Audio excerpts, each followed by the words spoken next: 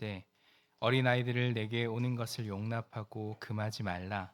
하나님의 나라가 이런 자의 것이니라. 아멘. 주님, 오늘 어린이와 청소년 주일을 맞이합니다. 주의 사랑 안에 우리 다음 세대가 온전히 자라게 하시고 주의 말씀을 등불로 삼고 주의 영광을 나타내게 하옵소서. 이곳에 모인 어른들이 먼저 본을 보이게 하셔서 이 시간 주님께 영과 진리로 아름답게 예배하게 하옵소서. 우리의 마음밭에 뿌려진 주님의 말씀의 씨앗이 잘 자라서 오늘도 주의 말씀을 따라 사는 우리가 되게 하옵소서. 성령 하나님께서 오셔서 이 예배를 주관하시고 우리가 드리는 예배를 기쁘게 받아 주옵소서. 예수님 이름으로 기원합니다. 아멘. 찬송가 18장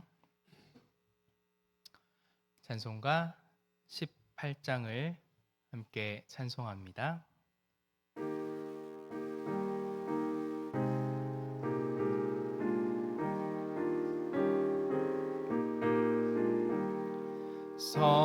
성도들아 찬양하자. 하나님께 찬양하자. 천지 만물 창조하신 그 놀라운 능력을 우리 함께 소리 높여 하나님께 찬양하자. 영원하신 창조주를 우리 모두 찬양하자. 성도들아 감사하자. 하나님께 감사하자. 모든 죄인 구원하신 그 놀라운 은혜를 우리 함께 기뻐하며 하나님께 감사하자. 자비하신 그 세주께 우리 모두 감사하자. 성도들아 찬양하자. 하나님께 찬양하자. 하늘나라 영화로운 그 놀라운 영광을 우리 함께 큰 소리로 하나님께 찬양하자. 전국 영광 찬란함을 우리 모두 찬양하자. 아멘. 교동문 96번 교동문 96번 어린이 주일 말씀을 교독합니다. 보라, 자식들은 여호와의 기업이요 젊은 자의 자식은 장사의 수중의 화살 같으니 이르시되 진실로 너희에게 이르노니 너희가 돌이켜 어린아이들과 같이 되지 아니하면 그러므로 누구든지 이 어린아이와 같이 자기를 낮추는 사람이 또 누구든지 내 이름으로 이런 어린아이 하나를 영접하면 또 아비들아 너희 자녀를 노엽게 하지 말고 오직 주의 교훈과 훈계로 양육하라. 그리하면 늙어도 그것을 떠나지 아니하리라. 아멘. 사도신경으로 우리의 신앙을 고백합니다.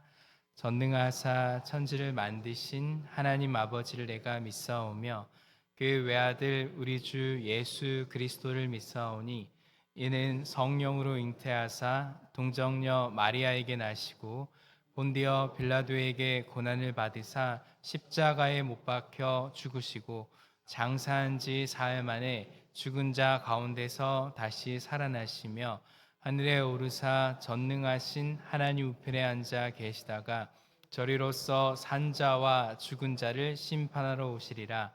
성령을 믿사오며 거룩한 공예와 성도가 서로 교통하는 것과 죄를 사하여 주시는 것과 몸이 다시 사는 것과 영원히 사는 것을 믿사옵나이다. 아멘.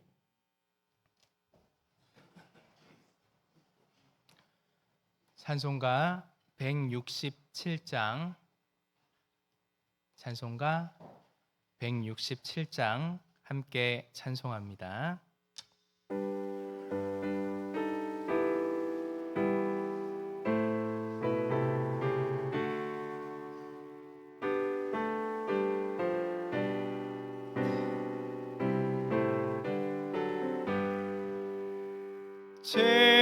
즐겁도다 이날 세세의 알말 사망 권세 깨고 하늘이 열려 죽은 자가 다시 살아나와서 생명의 주 찬송하노다. 즐겁도다 이날 세세의 알말 사망 권세 깨고 승리하셨네. 부활하신 주님 나타나시니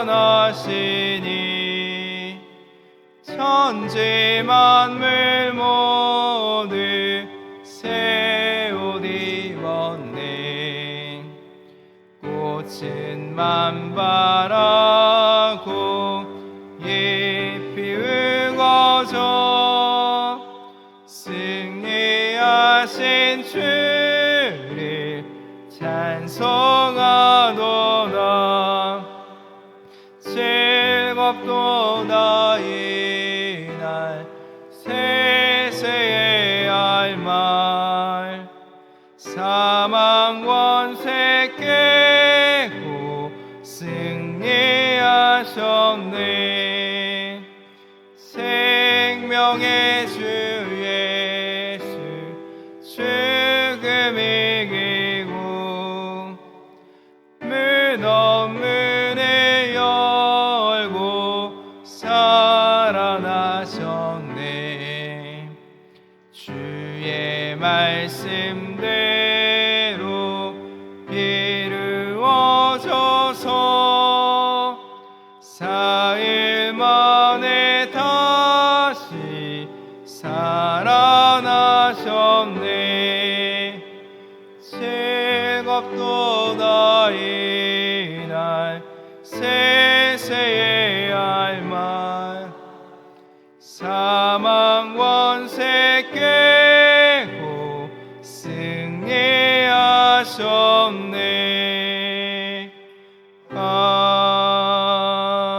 아멘. 조용히 안수 집사님 나오셔서 기도하겠습니다.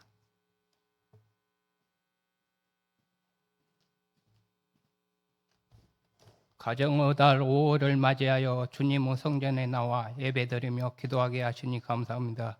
주님이 만드신 아름다운 세상으로 인하여 더욱 찬양할 수 있는 5월이 되게 하시고 푸르름을 더해가는 자연과 같이 우리의 심령도 주님의 사랑으로 풍성하게 채워주옵소서.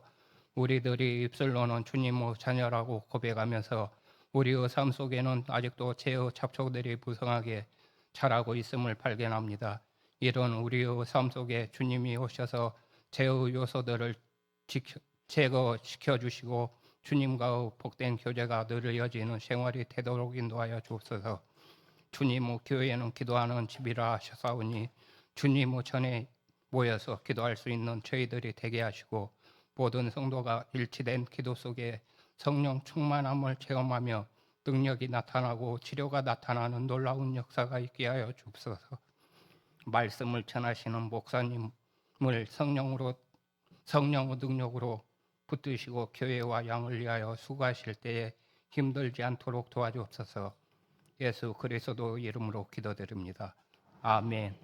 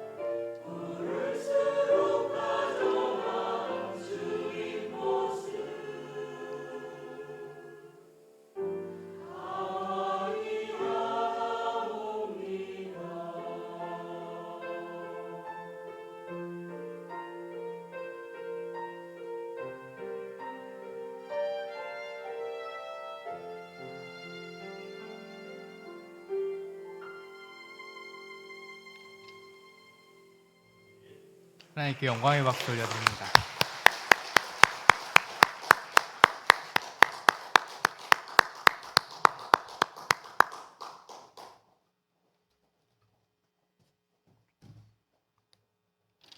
교회 소식 알려드립니다.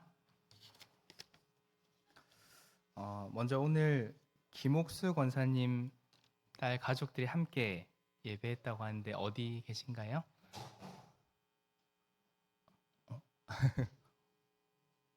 네네네. 우리 박수로 환영했으면 좋겠습니다. 환영합니다.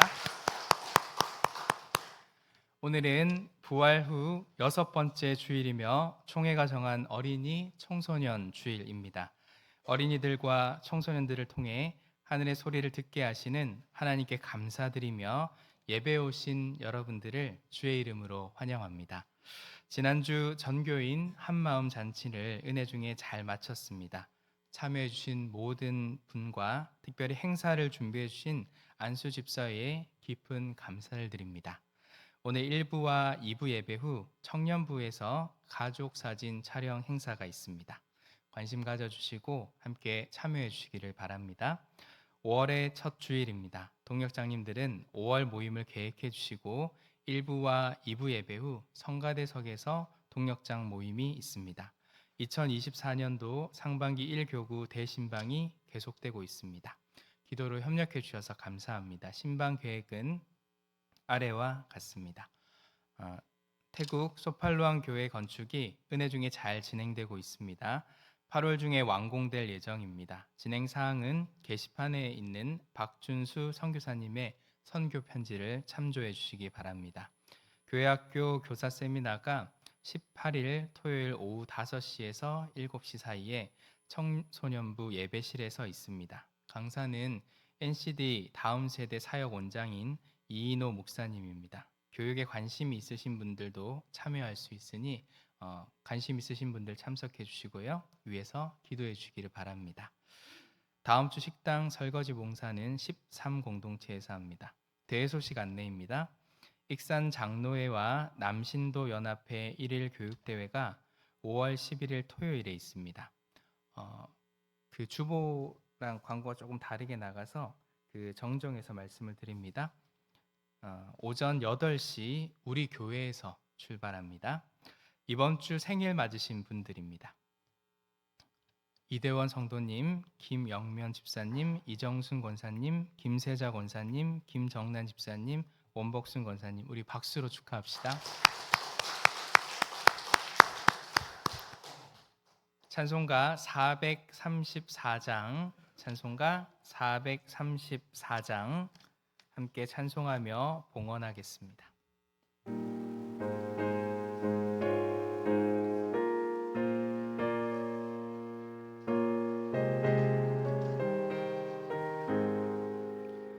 귀하신 친구 내게 계시니 나 주 안에 늘 기쁘다. 깊이 간에 죄 씻으셨으니 나 주 안에 늘 기쁘다. 나 주 안에 늘 기쁘다. 나 주 안에 늘 기쁘다. 주 나와 늘 동행하시니 나 주 안에 늘 기쁘다. 주 내 짐 대신 지시었으니 나 주 안에 늘 기쁘다. 그 생명 버려 나를 구하니 나 주 안에 늘 기쁘다. 나 주 안에 늘 기쁘다. 나 주 안에 늘 기쁘다. 주 나와 늘 동행하시니 나 주 안에 늘 기쁘다. 주 은총내 더하니 나 주 안에 늘 기쁘다.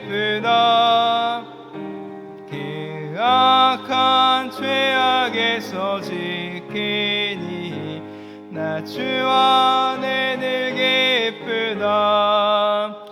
나 주 안에 늘 기쁘다.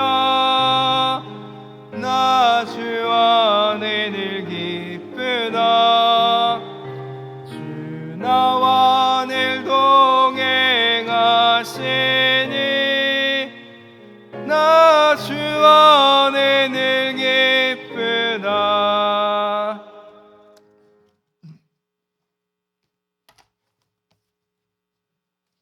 전영희 목사님 감사 예물 드렸습니다. 김주수 청년 자동차 구입 감사 예물입니다. 생일 감사연금 올해도 인도하심을 따라 살게 하시길 기도합니다.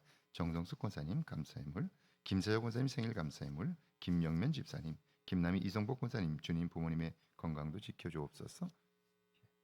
윤석기 박유영 인도하시고 도우심에 순종하게 하소서.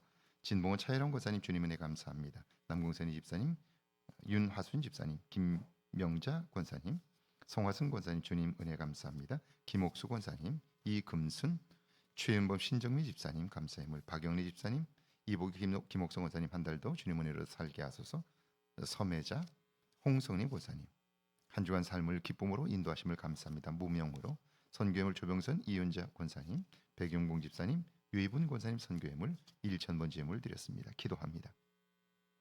전능하신 하나님 아버지, 이 땅을 사는 동안 주의 은혜 안에 살게 하시고 주의 도우시는 손길을 늘 발견하며 살게 하시니 감사합니다. 우리의 눈이 하나님께로 향하게 하셔서 주님과의 눈 맞춤을 놓치지 않게 하시고 주님의 마음을 헤아려 사는 저희들 되게 하옵소서. 그 일을 위하여 마음을 주님께로 향하며 주의 말씀을 놓치지 않길 원하며 드리는 예물들을 받아 주옵소서. 10의 1조와 주정 예물과 주일 예물을 드립니다. 감사함으로 드리는 예물들을 받아주시고 평생을 사는 동안 하나님이 우리의 주인 되어 주옵소서. 자동차를 새로 구입하고 감사해 드리는 예물을 받아주시고 주님 어디에 있든지 주의 영광이 나타나게 하시고 안전하게 하옵소서. 주의 인도하심을 보며 기뻐하게 하시고 새록새록 주시는 은혜로 인한 기쁨이 날마다 가득하게 하옵소서. 안전을 주님이 지켜주셔서 그 일을 행하시는 하나님으로 인한 기쁨이 더욱 풍성하게 하옵소서. 선교 예물을 드리나니 이 예물이 복음이 힘있게 증거되고 생명을 살리는 귀한 예물이 되게 하옵소서. 생일을 맞아 감사하는 손길들을 축복하시고 주여 이 땅에 보내신 하나님의 뜻을 이루게 하옵소서. 마음의 소원을 담아드리는 1,000번째 예물을 받으시고 주여 속히 응답하여 주옵소서. 하나님의 살아계심을 만방에 선포하게 하옵소서. 우리의 삶을 주께 맡기나니 우리의 삶이 주의 손에 붙들려져 인도함을 받게 하옵소서. 예수님의 이름으로 축복하며 기도하옵나이다. 아멘.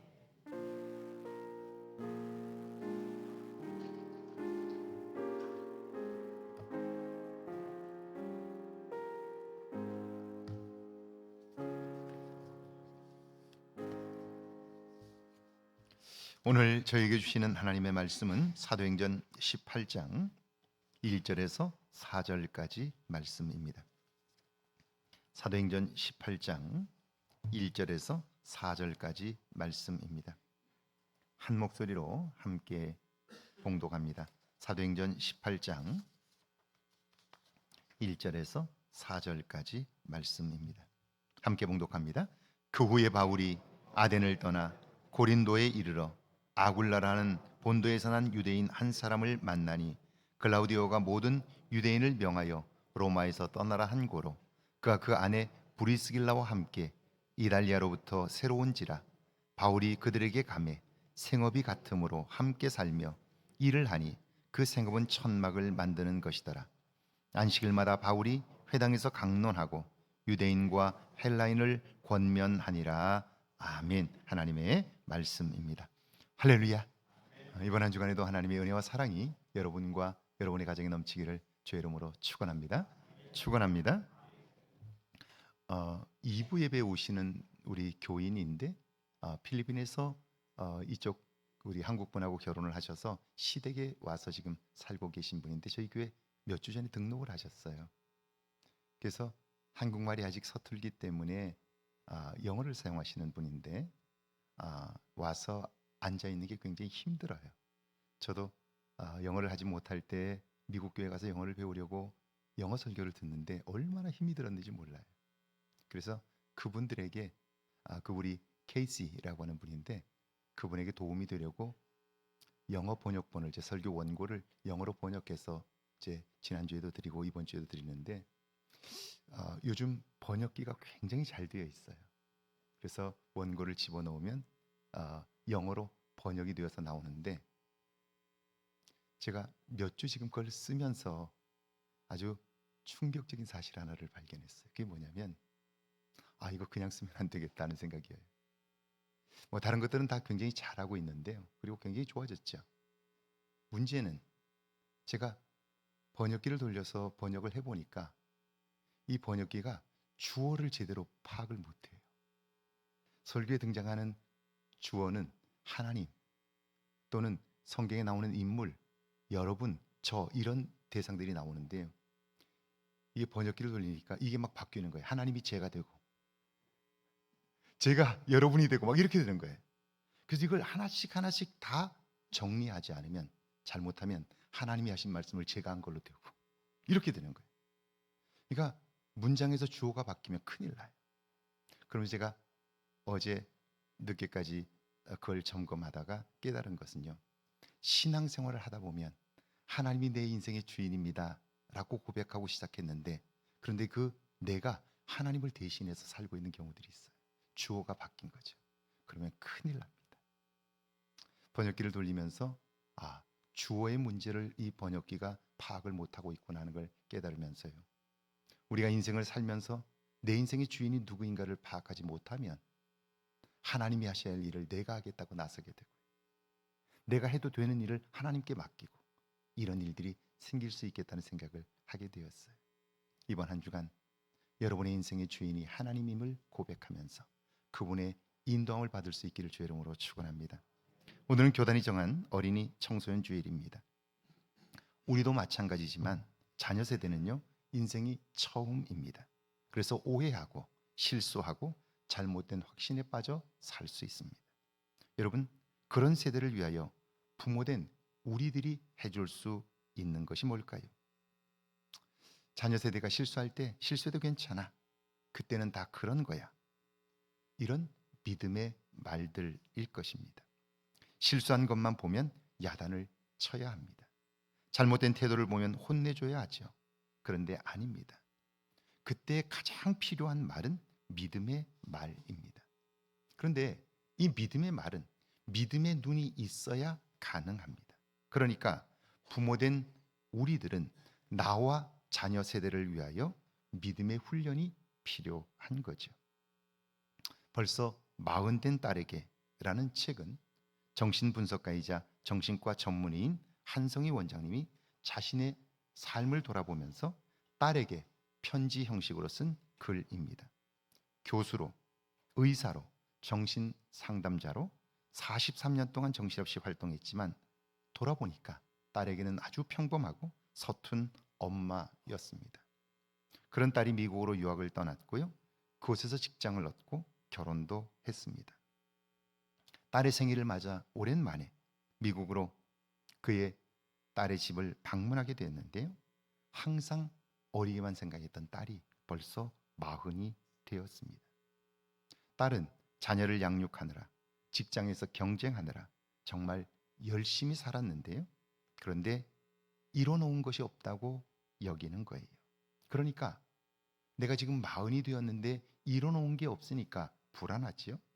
다시 뭔가를 새롭게 시작하려고 하니까 자신이 없습니다. 그러니까 위축되죠. 엄마는 그런 딸에게 너무 겁먹지 말라고, 늦은 나이란 없다고 그렇게 응원을 해줍니다. 이런 엄마의 응원은 단지 말뿐이 아닙니다. 왜 우리는 이런 생각을 하며 살고 있는지, 왜 이런 불안한 마음을 가지고 살게 되었는지를 설명해 줍니다. 40대가 되면요, 다른 사람들이 자꾸 내 삶에 끼어들어옵니다. 나이 드신 부모님이 함께하길 원하지요. 아이들이 엄마 아빠를 얼마나 자주 찾는지 모릅니다. 그렇다고 직장 생활이 만만합니까?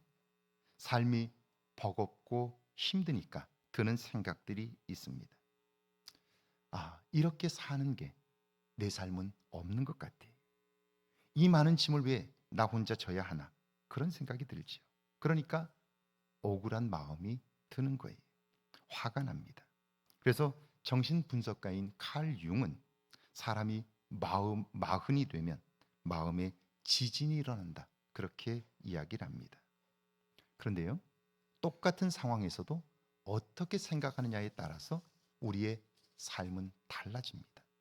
40대는요, 나 하나만 돌봐도 괜찮던 시절을 지나 이젠 다른 사람을 돌봐야 하는 단계에 이른 거예요. 다시 말하면 이제 40대가 된다는 것은, 그 이후를 산다는 것은 내 마음의 그릇을 키워야 하는 때가 되었다 하는 거예요. 그래서 저자는 남은 삶을 건강하게 살기 위하여 나이 50이 되기 전에 성장해야 할 내용들을 이야기합니다. 그러니까 우리의 마음이 성장해야 하고 우리의 생각이 새로워져야 하는 주제들을 몇 가지 이야기를 하는데, 이런 것들입니다.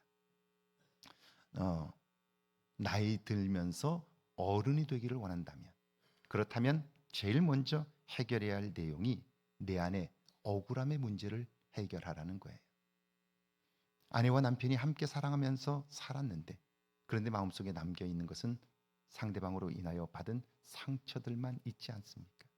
그리고 그것을 놓지 못하고 살지 않습니까? 그것 때문에 평생을 원망하며 살지는 않습니까? 이 내 안에 있는 억울함의 문제를 해결하라는 거예요. 그래야 나이가 들수록 편안한 어른이 될 수 있다는 거죠. 너무 늦었다는 생각에서 벗어나라는 거예요. 걱정하는 삶의 태도를 극복하라는 거예요. 작은 문제도 자꾸 내 눈에 크게 보여요. 그래서 걱정이 사라지질 않는 거예요. 두려움이 떠나질 않는 거예요. 이런 내면의 상태를 극복하라. 그렇지 않다면 나이가 들어도 내 삶은 달라지지 않는다는 거죠.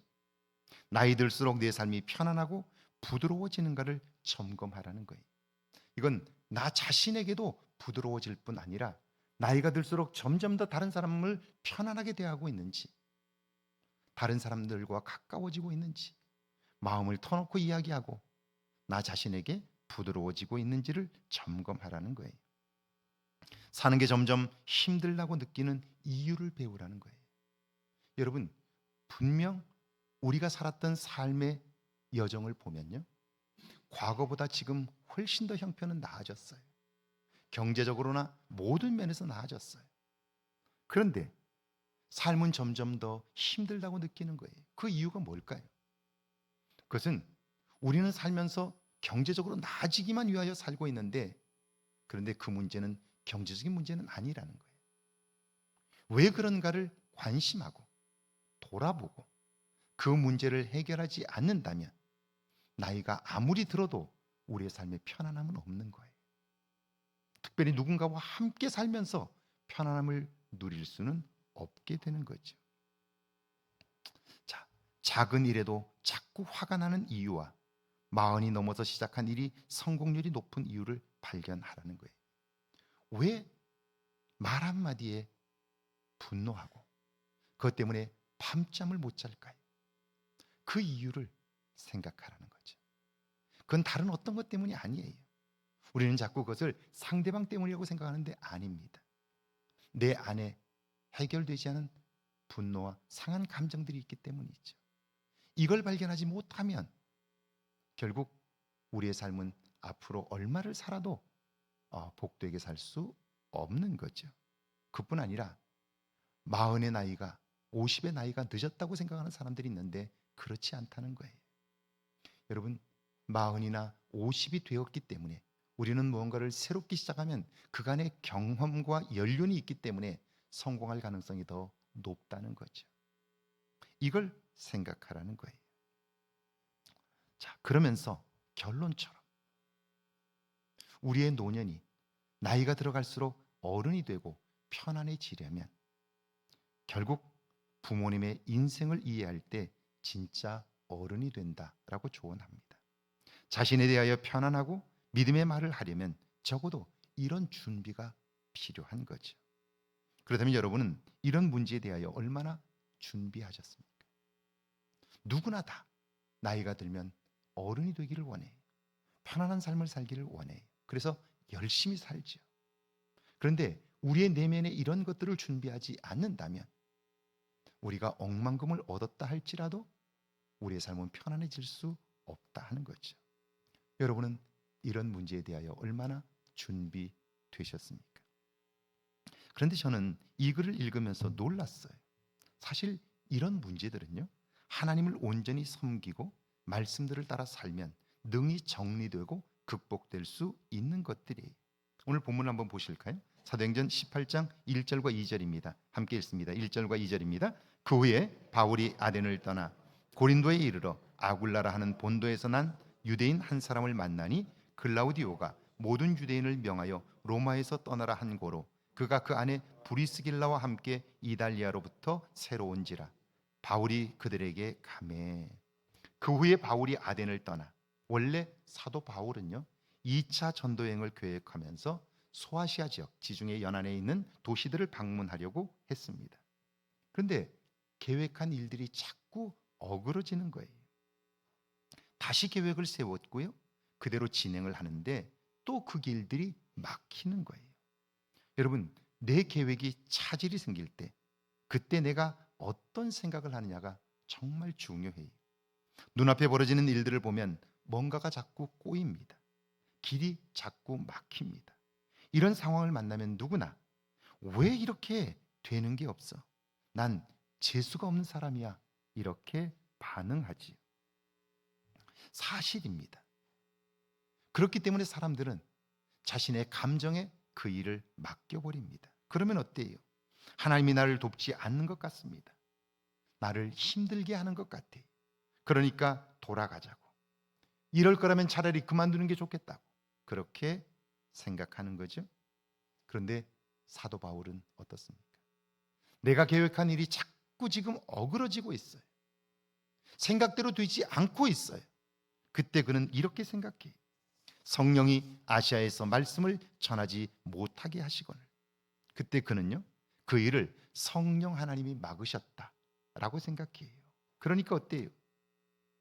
성령 하나님께서 막으신다면 막으시는 이유가 있지 않겠어요? 그런데 내가 그걸 잘 몰라요. 그러니까 그분의 뜻을 알고자 기도했고요, 기도하다가 마게도냐로 건너와 우리를 도우라는 환상을 보게 됩니다. 유럽으로 인도하시는 하나님을 만난 거지요. 이때 여러분, 그걸 알게 되고 그 일을 행하게 될 때 사도 바울의 마음이 어떨까요? 그런데 사도 바울도 사람이지요. 당연히 실수할 수 있습니다. 사도 바울은요, 빌립보와 데살로니가, 베레아를 거쳐서 아덴에 도착했습니다. 아덴은 지금의 아테네인데요, 지성의 도시, 철학의 성이라고 불리던 곳입니다. 전 세계 철학자들이 모여 토론하고 열변을 토하는 그런 곳입니다. 사도 바울은 당대 최고의 스승인 가말리엘의 문화에서 철학을 배웠습니다. 그러니까 누구를 만나도 자신이 있는 거예요. 예수 그리스도께서 죽으시고 부활하신 사건을 논리적으로 설명합니다. 철학자들이 반박할 수 없도록 압도적인 실력을 드러냈습니다. 그러니까 바울은 내가 내 실력으로 저들을 압도하면 저들이 모두 다 예수 그리스도를 영접하고 내 생각대로 따를 거라고 여긴 거죠. 그래서 자신 있게 그들에게 설득을 한 거죠. 사도 바울은 그들을 압도적으로 이겼어요. 그들을 굴복시켰어요. 자, 그런데 그렇게 되면 그들이 예수님을 믿고 자기를 따를 거라고 생각했는데, 그런데 어떻습니까? 논리에서는 이겼는데 구원의 사건은 일어나지 않았습니다. 사도 바울은 굉장히 실망했고요, 도망치듯 고린도로 오게 되었습니다. 그러니까 고린도로 오면서 그는 자기를 돌아봤겠죠. 자, 왜 아테네에서 철학자들과 토론하고 나서 한 사람도 얻지 못했을까 생각해 보니까요, 내가 하나님을 섬긴다고 했지만, 하나님을 의지한다고 했지만, 하나님의 도움으로 산다고 했지만, 철학자들과 토론하는 과정 속에서 자기는 자기 자신에 신뢰했던 거죠. 자기 자신의 실력을 믿었던 거죠. 그걸로 내가 이길 수 있다고 생각했고, 그걸로 이기면 그들을 얻을 수 있다고 생각한 거예요. 그런데 어때요? 한 사람도 얻지를 못한 거예요. 그러니까 자기는 믿음이 있다고 생각했지만 믿음이 없는 자기 자신을 발견하게 된 거죠. 그러니까 그런 자기 자신이 싫은 거예요. 그런 자기 자신을 비난하는 거예요. 그러니까 자신감을 잃었고요, 우울감에 빠져 헤매게 되는 거예요. 만약 이때 사도 바울이 자기 감정에 사로잡혀 있었다면 회복이 어렵습니다. 벗어나기 어려워요. 결국 이 선교 여행은 포기할 수밖에 없는 지경에 놓인 거예요. 그런데 하나님은 이런 사도 바울을 위로하기 위하여 신실한 믿음의 사람들을 준비하셨습니다. 그들이 바로 브리스길라와 아굴라 부부입니다. 이들은 정말 믿음의 사람들입니다. 서기 49년경 글라우디오 로마 황제는요, 칙령을 하나 내립니다. 그것은 로마에 거주하는 모든 유대인들은 다 로마를 떠나라 라고 하는 거예요. 황제가 그런 명령을 내린 이유는 유대인들이 폭동에 연루되어 있었기 때문입니다. 문제는 브리스길라는 로마의 귀족 출신입니다. 집안이 굉장한 집안이었습니다. 그러니까 로마를 떠날 이유가 없습니다. 로마 시민권을 가지고 있기 때문이죠. 그런데 아굴라는 떠돌이 유대인이었습니다. 그러니까 당장 로마를 떠나야 합니다. 자, 브리스길라가 만약 남편을 선택한다면 그는 자기가 가지고 있는 모든 것을 다 잃게 됩니다. 그 안정된 삶과 부모님의 후광과 그리고 부모님의 그 모든 편리함들을 다 포기해야 합니다. 자, 재산도 잃고 안락한 삶도 다 잃게 됩니다. 지금 두 사람은 부부인데, 그런데 황제가 떠나라고 해서 지금 떠날 수밖에 없는데 남편 브리스길라가 함께 갈 것인지 아닌지 여러분 같으면 어떻게 하시겠습니까? 어떤 결정을 내릴까요? 브리스길라는 그 모든 것이 아닌 남편을 선택합니다. 남편을 선택하면 내가 지금 누리고 있는 모든 것들을 다 포기해야 합니다. 그리고 그때부터 고생문이 열리는 거예요. 그걸 선택한다는 것은 정말 쉽지 않습니다. 그런데 어떻게 그럴 수 있었을까요? 성경은 이렇게 말씀하죠. 그런즉 이제 둘이 아니요 한 몸이니 그러므로 하나님이 짝지어 주신 것을 사람이 나누지 못할지니라. 브리스길라는 신실한 믿음의 사람입니다. 그는 자신의 판단을 쫓아 사는 사람이 아니라 하나님의 말씀을 따라 사는 사람입니다. 하나님이 기뻐하시는 일을 선택하며 사는 사람입니다. 그는 하나님의 말씀을 믿는 사람이기에 우리가 부부가 된 것은 내가 좋아서 당신을 만난 것이 아니라 하나님이 우리 두 사람을 만나게 하셨다고 믿는 거예요. 하나님이 우리 두 사람을 만나게 하셨는데 우리가 함께 사는 길에 헤어질 수밖에 없는 상황이 벌어진다면 거기에는 하나님의 계획이 있을 거다. 그리고 하나님이 함께 만나게 하신 그 만남을 우리 스스로 포기하는 것은 하나님의 뜻을 저버리는 것이다. 그렇게 믿는 거예요. 그러니까 그건 하나님이 원하시는 일이 아니기 때문에 어떤 경우에도 하나님이 기뻐하는 선택을 하자라고 생각을 한 거죠. 그래서 브리스길라는 남편 아굴라를 선택했고요, 로마를 떠나게 되었던 거죠. 결정적인 순간에 내 상황이나 눈앞의 문제보다 먼저 하나님의 뜻을 알고자 한 거죠. 그리고 정말 내게 엄청난 손해가 난다 해도 내 판단이 아니라 하나님의 뜻대로 행동을 하는 거예요. 그래서 그 부부는 빈손으로 고린도에 왔습니다. 그랬더니 어떻습니까? 거기서 낙담한 사도 바울을 만나게 됩니다. 낙담하여 살 길이 막막하니까요. 그러니까 사도 바울은 그곳에서 텐트 만드는 일을 돕고 있었는데요, 아굴라는 텐트 만드는 기술자였습니다. 그래서 그 기술을 가르쳐 주게 되었습니다. 3절을 같이 읽어볼까요? 3절입니다. 생업이 같으므로 함께 살며 일을 하니 그 생업은 천막을 만드는 것이더라. 신실한 그들 부부는 사도 바울을 위로하게 되었고요, 평생 사도 바울의 동역자가 됩니다. 이들을 만난 이후에 사도 바울은요, 텐트 메이킹 미니스트리, 후원에 의한 선교가 아니라 스스로 생업을 통해서 돈을 벌고 그걸로 선교비를 감당하는 자비량 선교를 할 수 있게 됩니다. 그리고 로마를 떠날 때 두려움이 있었지만, 그리고 모든 것을 다 잃는 것 같았지만, 하나님의 말씀을 따라왔던 이 브리스길라와 아굴라 부부는요, 그들의 삶이 하나님의 역사가 되어 성경에 기록된 인물이 됩니다. 만약 브리스길라가 로마를 떠나지 않았다면 이후에 그들의 삶은 어땠을까요? 아굴라는 또 어떻게 되었을까요? 사도 바울은 누가 위로하고 도울 수 있었을까요? 하나님의 도움을 구하고 그 뜻대로 사는 사람들은 그 일로 인하여 내가 엄청나게 손해를 보는 것 같지만, 그러나 결국 그 일은 우리의 내면을 새롭게 할 뿐 아니라 우리의 존재를 반듯하게 만들고 하나님이 하시는 놀라운 일에 쓰임받게 되는 거예요. 그 뜻대로 사는 사람은 하나님의 일들을 이루는데 나뿐 아니라 가정 전체가 상상할 수 없는 하나님의 사건을 경험하게 되는 거죠. 오늘 우리는 이걸 믿는 사람들이에요.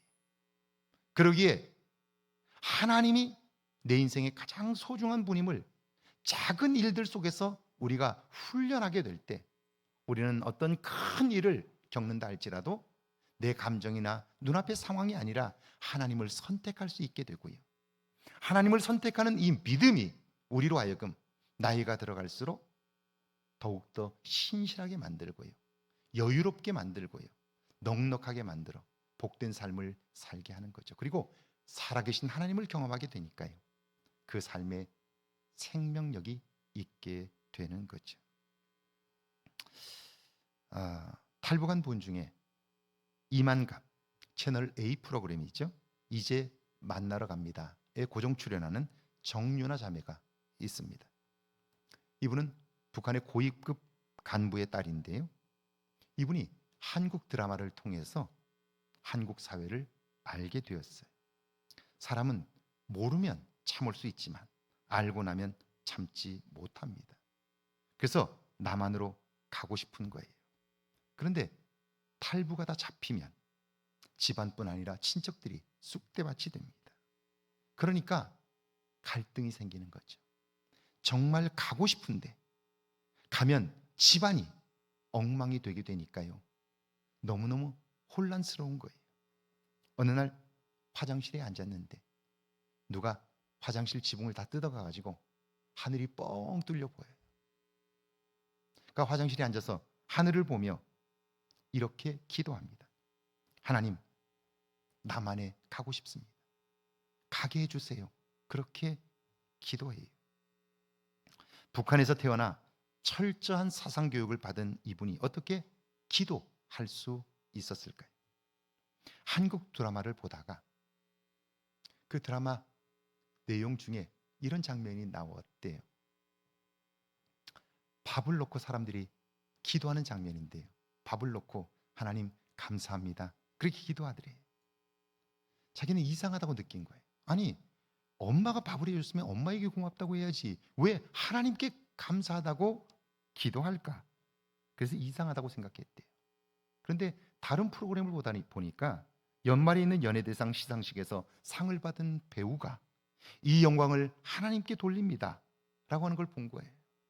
아니, 자기가 열심히 해서 상을 받았으면 내가 열심히 했다고 해야지 왜 그걸 하나님께 영광을 돌리나, 그런 생각이 들었던 거예요.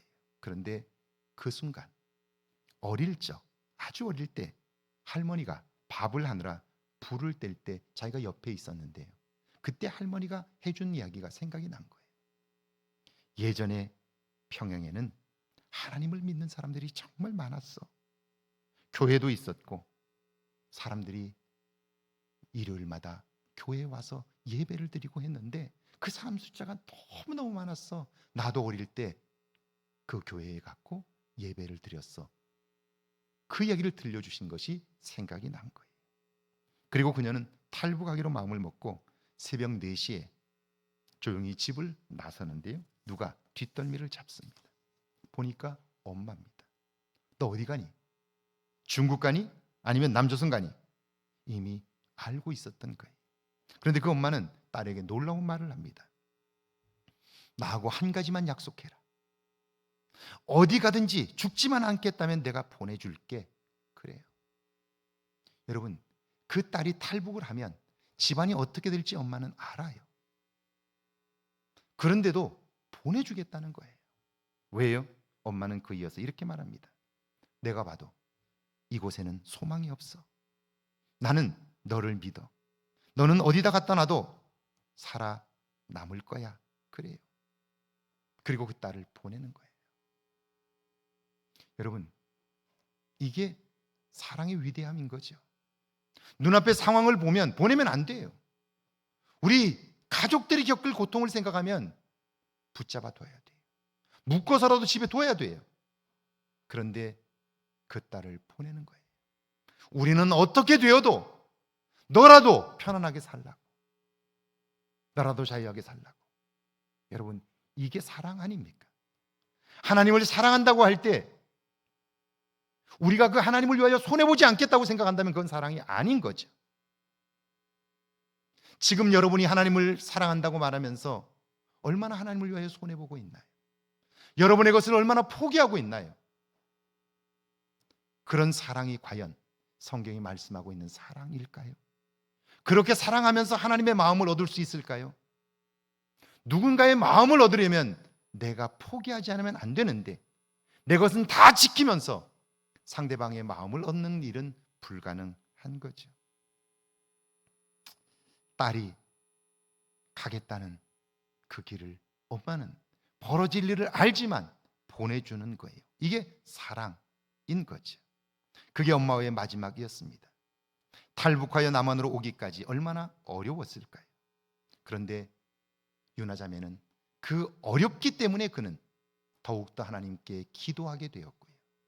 기도하면서 하나님이 살아계시다는 사실을 매 순간 경험하게 됩니다.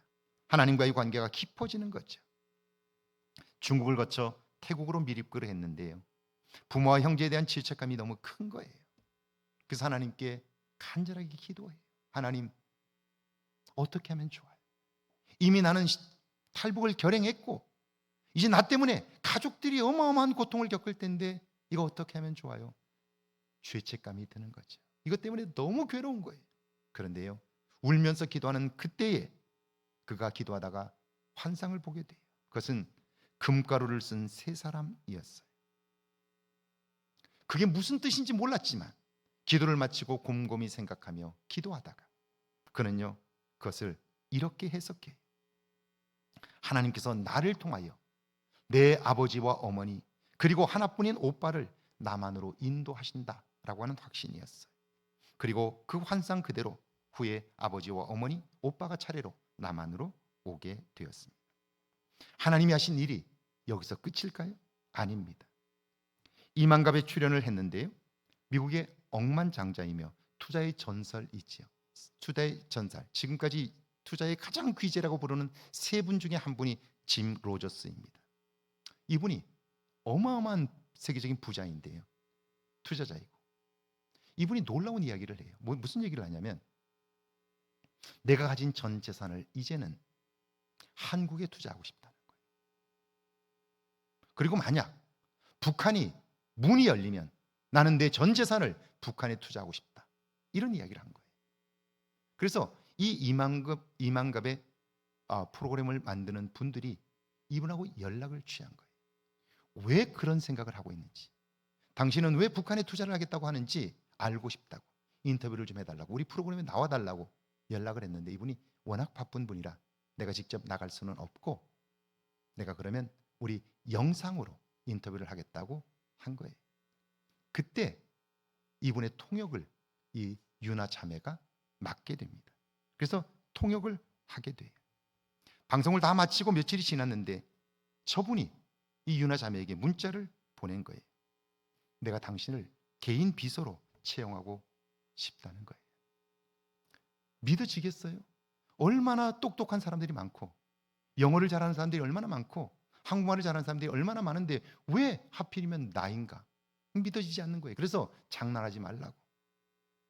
아마 보이스피싱이라고 생각을 했는지 아예 답장을 하지 않고요. 그랬더니 또 문자가 온 거예요. 진실이라고. 내가 영상으로 인터뷰를 했던 그 사람이라고 이야기를 해요. 그래도 믿을 수가 없는 거예요. 정 못 믿겠다면 내가 지금 부산에 와 있으니까 부산으로 오라고, 내 호텔로 오라고, 와서 만나자고. 내가 당신을 나의 개인 비서로 채용하고 싶다고 이야기를 한 거예요.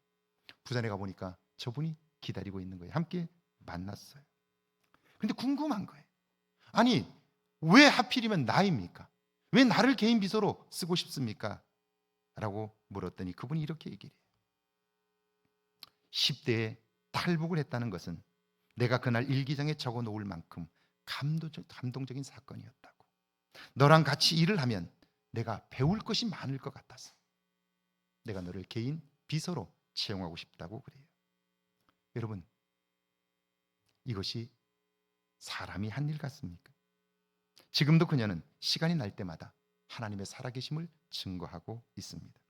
브리스길라와 아굴라를 통해 힘을 얻은 사도 바울 어땠을까요? 4절 한번 읽어볼까요? 함께 읽습니다. 안식일마다 바울이 회당에서 강론하고 유대인과 헬라인을 권면하니라.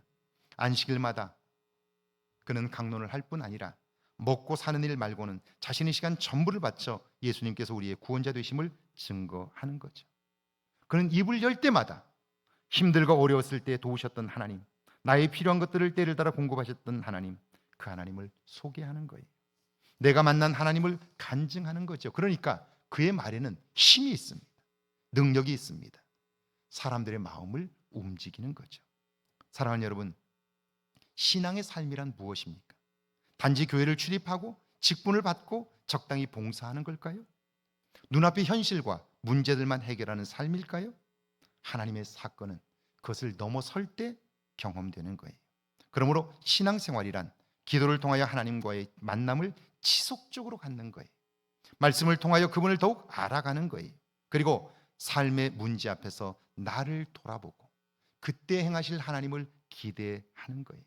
그 일에 헌신하는 거죠. 그래야 어떤 경우에도 믿음으로 보고 믿음의 말을 하는 거예요. 이번 한 주간 문제만 해결하는 나 자신을 발견하고 그 너머에서 역사하시는 하나님을 경험할 수 있기를 주의 이름으로 축원합니다. 우리 찬양하고 기도합니다.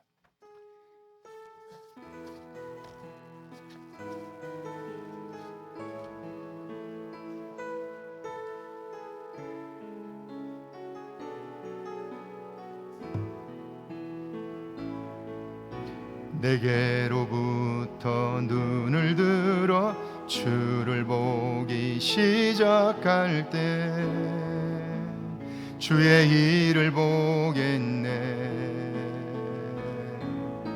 내 작은 마음 돌이키사 하늘에 꿈꾸게 하네. 주님을 볼 때 모든 시선을 주님께 드리고 살아계신 하나님을 느낄 때 내 삶은 주의 역사가 되고 하나님이 일하기 시작하니 성령이 나를 변화시켜 모든 두려움 사라질 때 주의 일을 보겠네. 황폐한 땅 한가운데서 주님 마음 알게 되리. 주님을 볼 때 모든 시선을 주님께 드리고 전능하신 하나님을 느낄 때 세상은 주의 나라가 되고 하나님이 일하기 시작하네. 모든 시선을 주님께 드리고, 전능하신 하나님을 느낄 때, 전능하신 하나님을 느낄 때, 세상은 주의 나라가 되고 하나님이 일하기 시작하네.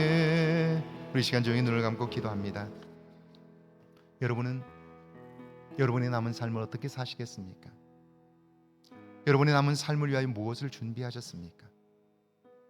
여러분이 아무리 재산을 많이 쌓아두고 은행에 잔고가 많아도, 여러분의 자리가 높아져도 여러분의 마음이 깨끗하여지지 않으면, 정리해야 할 것들이 정리되지 않으면, 여러분이 가지고 있는 그것은 여러분의 인생을 계속해서 힘들게 할 것입니다. 여러분의 인생을 무너뜨릴 것입니다. 나이가 들어갈수록 여러분 곁에는 사람이 없을 겁니다. 그 시간을 어떻게 사시겠습니까? 다 그렇게 사는 거지. 적어도 우리가 하나님을 믿는 사람이라면 하나님이 우리에게 계획하신 일들이 있습니다. 그 하나님의 뜻은 마치 우리 부모님이 우리를 보며 원하시는 것처럼 우리가 행복하게 사는 것입니다. 나이가 들어 인생에 그렇게 많은 돈은 필요하지 않습니다. 누구와 더불어 살 것인지, 그것이 중요하죠. 우리 시간 한번 오늘 말씀을 기억하면서요, 내가 나이가 더 들기 전에 나의 내면을 정리하고 이제는 믿음의 말을 하며 믿음의 눈을 회복하게 해달라고요. 그래서 남은 삶이 시간이 지날수록 점점 더 기쁨이 있고 보람이 있고 사는 맛이 나는 삶을 살게 해달라고요. 함께 조용히 기도합니다.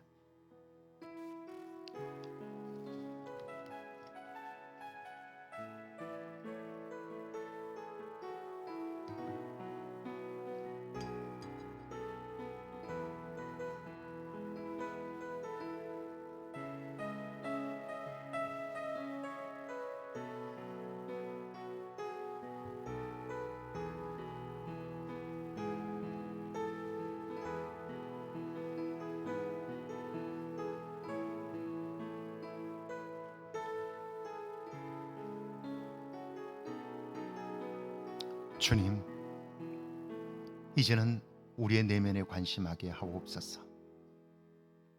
다른 사람 탓을 하던 우리의 내면의 불만들이 주를 믿는 믿음으로 해결되게 하시고 우리 안에 상처난 마음들이 회복되게 하옵소서.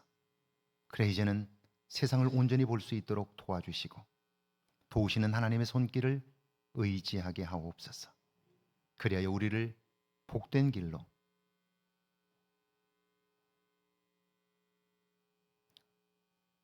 온전한 삶으로 이끄시는 하나님을 경험케 하옵소서. 믿음으로 인하여 우리의 삶의 새로운 소망이 시작되게 하옵소서. 이번 한 주간 그 하나님의 손길을 발견하게 하시고 그 손길에 붙들려 남은 생애를 살게 하옵소서.